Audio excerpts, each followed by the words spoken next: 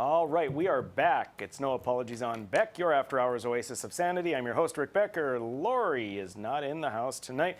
We have with us special guest Dustin Gawrylow, Managing Director for the North Dakota Watchdog Network. Dustin, thank you for being back. Sure thing, absolutely. It's been a while. Yeah, it has been a while, and so much to talk about.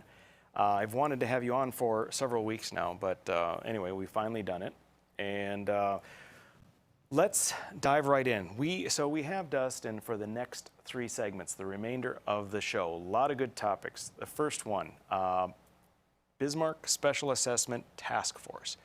Tell our viewers all about it. You got to start from square one, and what some of the outcomes have been of this task force. Yeah, so in 2017, we're already going 5 years in this process, which is commentary on how government works. But, when you're trying to drastically reform a tax system, it takes a long time because it took 100 years to create the problem.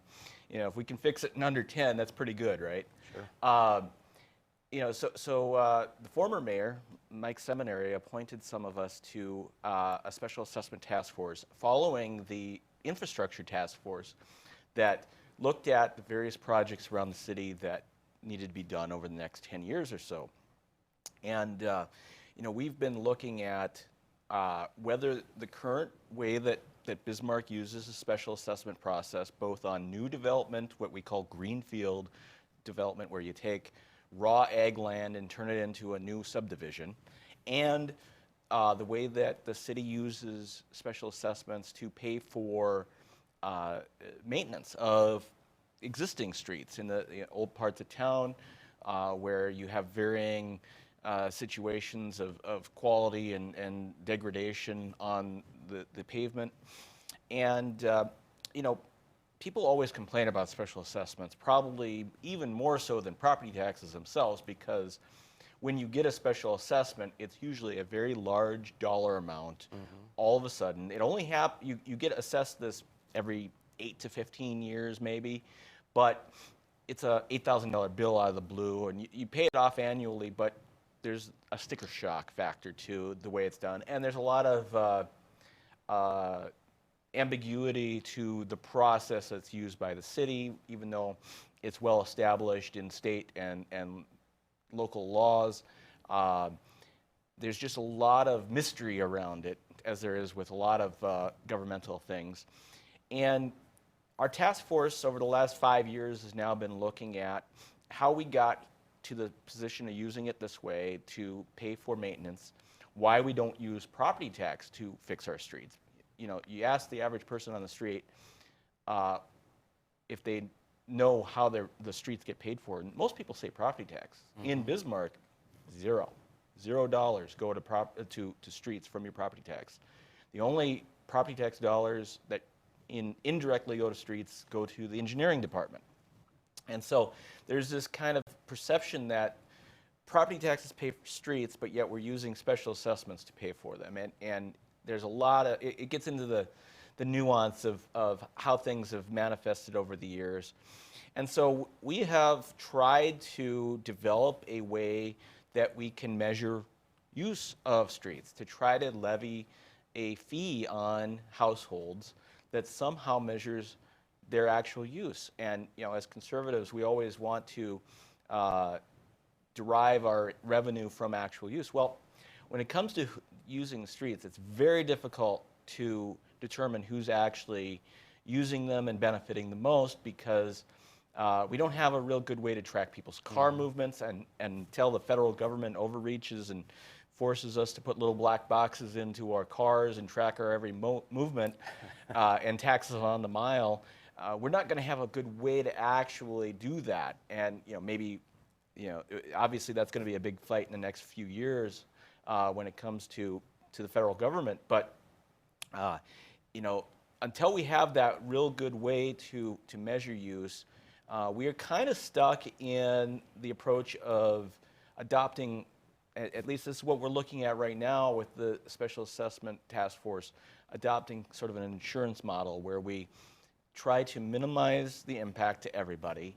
We, instead of using every several years assessment, go with a monthly fee that goes into a pool that then is used to maintain the streets in relatively the same schedule as is used now with special assessments. But instead of it being levied as a basically lien against your property, it's just a monthly fee that you can budget for. And the theory is that if it's monthly and it's low, that it'll be easier for people to handle, it'll be easier to budget for, and it will allow for fixed income residents to stay in their homes longer.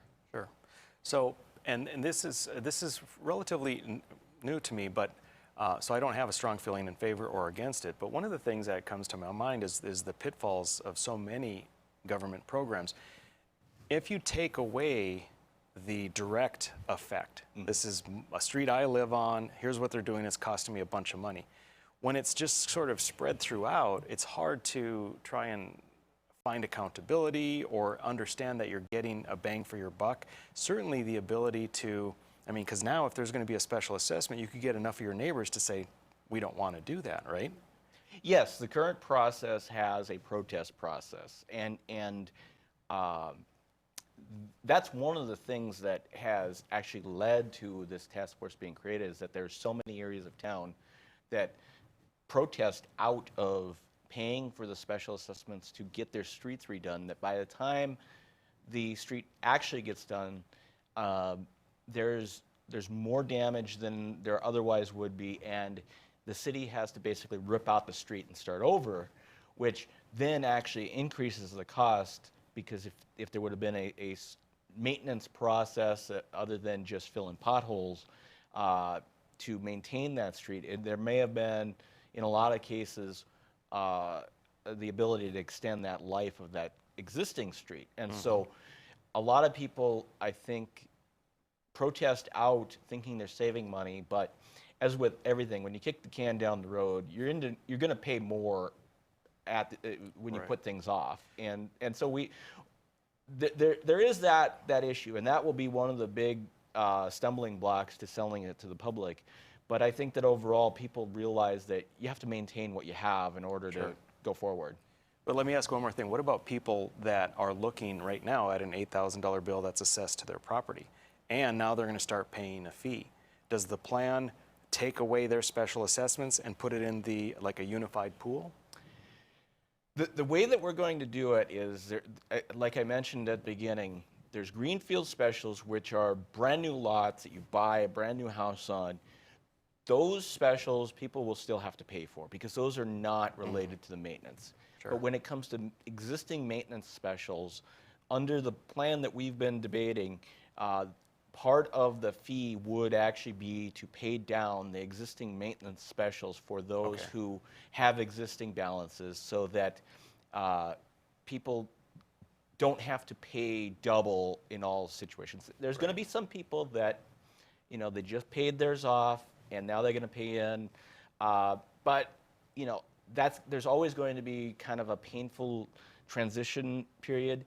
But the idea is that hopefully this new system that we're creating will be more fair going forward and end up saving everybody money in the long run.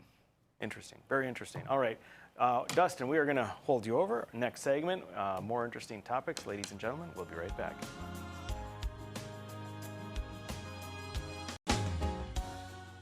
All right, we are back once again, and our guest, special guest, Dustin Gawrylow, Managing Director of the North Dakota Watchdog Network. Back, we had a great discussion on this special assessment task force and handling things differently. I find it very interesting. I'm sure many of our viewers do. Next up, you have, I would say, a somewhat passionate attitude about a constitutional measure that would make it more difficult to change our Constitution that I believe is in the signature gathering phase. Yes, there's a group led by the North Dakota Chamber that is collecting signatures currently to place a measure on the ballot that would do two things. It would increase the threshold required for changing the North Dakota Constitution from simple majority to 60%, and then implement what is called a single subject rule on future constitutional measures. And that would apply to both citizen measures and measures that start in the legislature. which is an interesting concept. It would also require 60% in the chamber, I believe, to put it on the ballot. And basically, there's this notion that initiated measures and constitutional measures are too easy. And I think that the folks doing this 60% rule measure are finding out that that's not the case from what I've heard through the rumor mill. But my passion related to this is the fact that when it comes down to the way that government works in North Dakota and in any state, you know, the people should have the final say on pretty much everything and should set the rules for the legislature. It's my view that because North Dakota is unique in the way that it created the initiated measure process early on in its infancy, that we have a system that is designed to promote citizen accountability by elected officials, and that we should maintain that as much as possible. And this idea that all of a sudden, because there have been a few measures on the ballot and a few of those have passed that we don't like, that we need to start changing the rules. And you know, the idea that any constitutional measure going forward should require 60% is going to take a lot of things off the table that a lot of us conservatives are very much in favor of changing, whether it be, you know, abolishing the income tax, abolishing property tax, doing all sorts of things that would rein in the legislature or rein in the governor. Mm-hmm. And you know, the initiated measure process is a stopgap. And you know, my opposition over the years has been that the legislature trying to give the people an opportunity to vote away their own power, or any special interest group trying to do that, is eventually going to hinder our ability to actually limit our own government. And while it may seem like a good idea on the surface, years down the road, if it's implemented, we'll definitely regret it. Yeah. So here's my thing. I'm mildly in favor of the measure. Well, let me say it somewhat differently. I'm in favor of making it somewhat more difficult to change the Constitution. And I know that in current law, and the way it's been for a long time, is that the signature gathering is that stopgap, sort of that threshold, because it's twice as many signatures to change the Constitution as it is to change the Century Code, our state law. And I think that that's reasonable, but what we're finding really is if you have $500,000, you'll get the signatures. That's all it takes. Mm-hmm. You'll have a firm, they'll go out, they will get the signatures. So what it comes down to is to put a measure on the ballot with $500,000, it'll get there.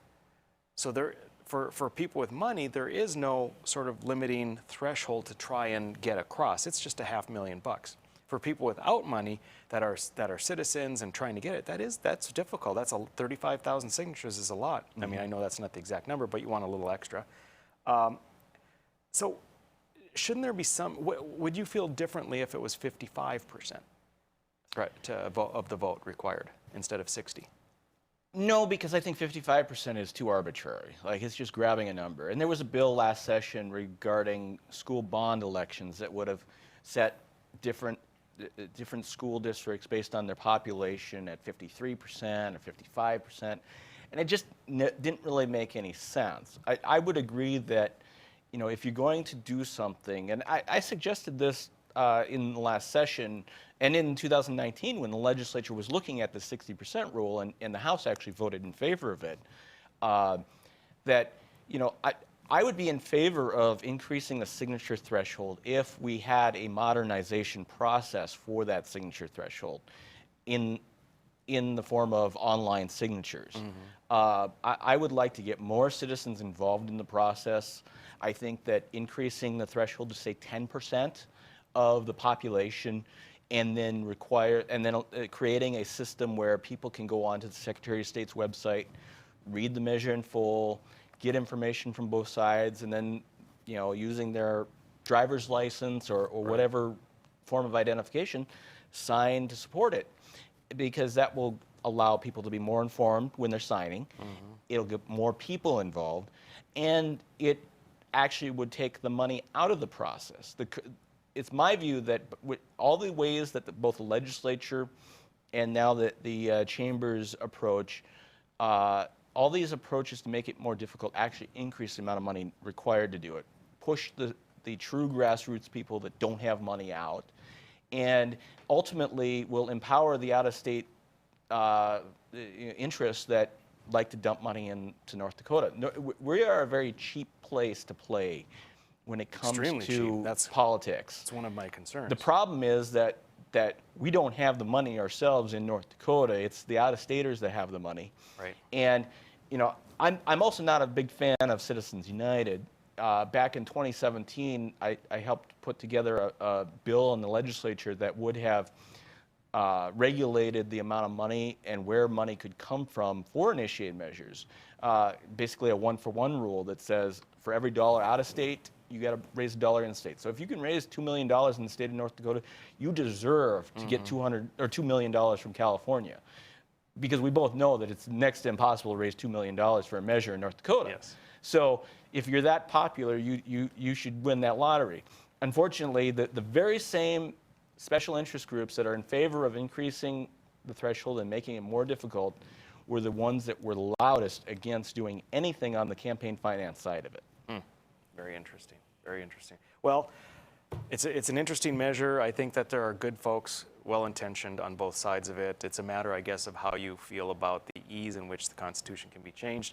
I do like your idea about making it easier to vote online. I'm sorry, to get the signatures online, because at least that's an equating factor between the big money bags folks from out of state and citizens groups that can then access those same signatures without having to struggle with the money. All right, 1 minute. I want to give you, you've had some interesting comments about the Civil War in the North Dakota GOP. Yeah, it's definitely been an interesting thing to watch. I've limited my exposure and involvement to it in recent years. You know, to me, it's interesting that the folks, there's a lot of purging and counter-purging going on, it seems to me. You've got folks that would like to push out the establishment and based off of ideology, and then you've got the establishment that has brought it upon itself to beat them to the punch. The counter purge is really in full force right now, and you know, we see this all the time.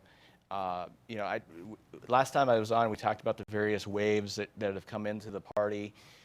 Every few years, there's a new group that thinks that the last groups were not conservative enough, or something. And you know, right now we've got a fight going on, and it'll be interesting to see what happens. I think that a lot of it comes down to money. The party's finances are not as good as people think it is. No. And you know, you got to have leadership that can raise money, or else things start to crumble. Absolutely. All right, very good. Dustin, we're going to come back for a final segment. You've got an announcement, I think. At least it's an announcement to me, folks. We'll be right back.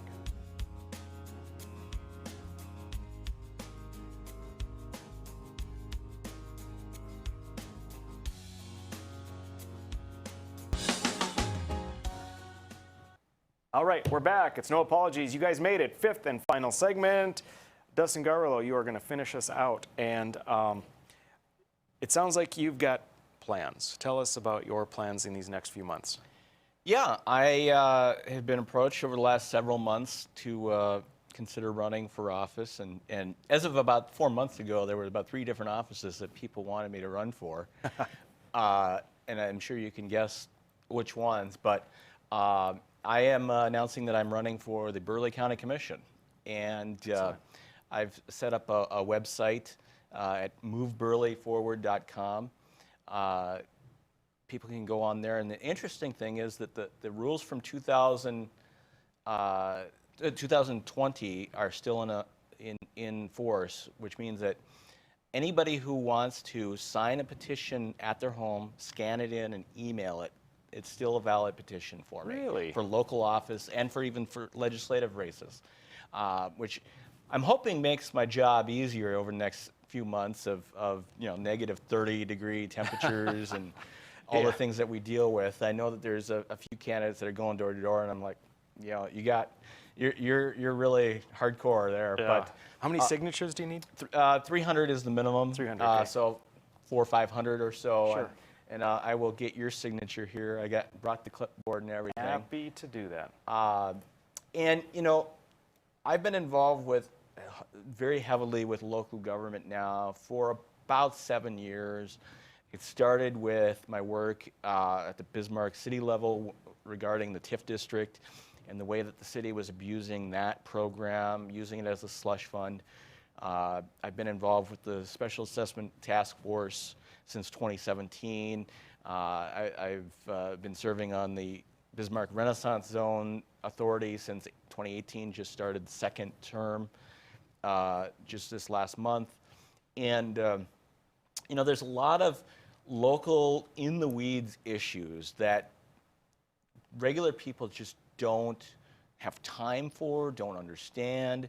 And, we talk about all these big picture things with federal government, with governor, with legislature, but the bulk of the actual policy work, in my view, in the last 10 years is actually at the local level. Because while there are fights, there's actual movement that can be made. And we've seen things at the local level regarding all these different policies and personalities that have come through. And there's a distinct lack of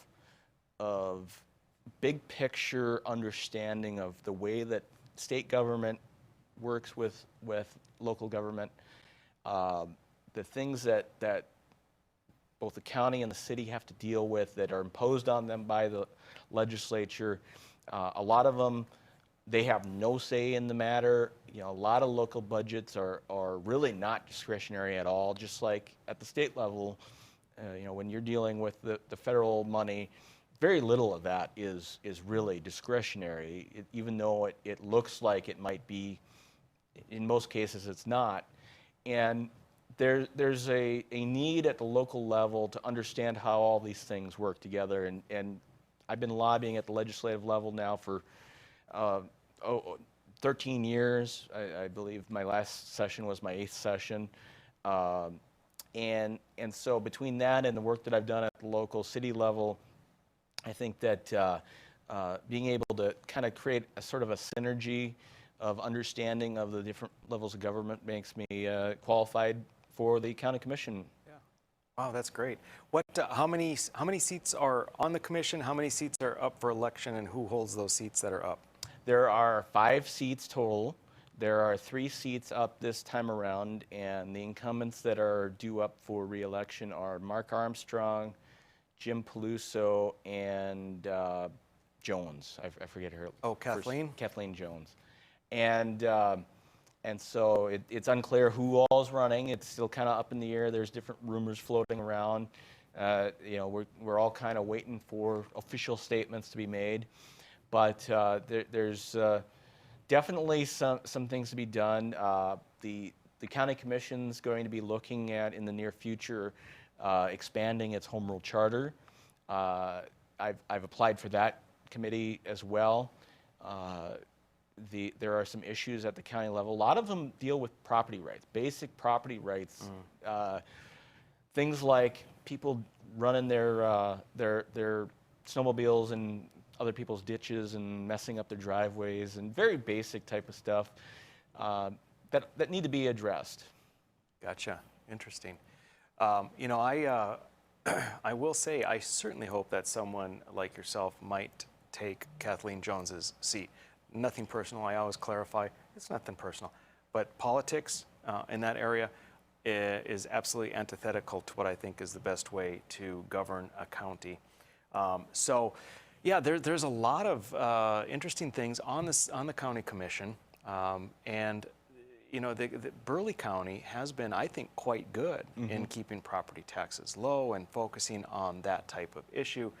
There have been some interesting things that have come up with regard to refugees.